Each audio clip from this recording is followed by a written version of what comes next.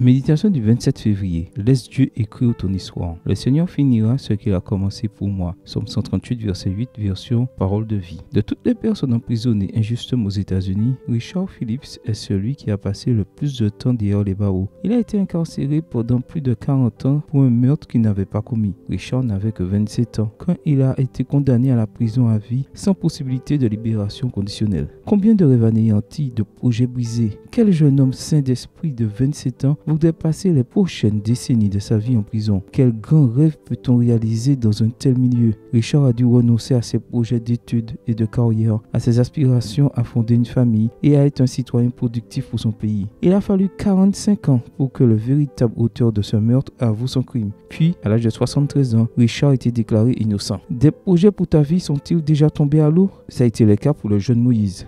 Bien qu'enfant de parents esclaves, il a grandi en rêvant de grandes choses. Il a appris qu'il était possible de réaliser ses rêves, qu'il suffisait de travailler dur et de saisir les opportunités. Il a étudié dans les meilleures universités du monde et s'est distingué en devenant un des meilleurs. Cependant, un événement inattendu l'a obligé à fuir. Et pendant les 40 années qui ont suivi, il s'est réfugié dans un autre pays, avec des rêves frustrés, pensant avoir gâché la chance de sa vie. C'est alors que Dieu l'a appelé. Moïse, Moïse, maintenant va, je t'envoie vers le Pharaon. Fais sortir d'Égypte mon peuple, les Israélites. Exode 3, les versets 4 et 10. Cela paraissait incroyable. Que pouvait faire un vieil homme de 85 ans? Mais pendant tout ce temps, Dieu a préparé Moïse à la grande œuvre de sa vie. Dès lors, Moïse a été le plus grand des prophètes, un formidable homme d'État, un orateur éloquent et le protagoniste des miracles les plus étonnants jamais accomplis par l'homme. As-tu l'impression de ne pas avoir atteint tes objectifs, que les années passent et que tu n'arrives pas au succès attendu? Remets tes projets entre les mains de Dieu. Laisse-le te guider et tu verras qu'à la fin de l'histoire, son plan pour toi est toujours plus glorieux, plus grand et plus transcendant que ce que tu avais toi-même proposé. Amen. Bonne journée à toi et que le Seigneur te bénisse.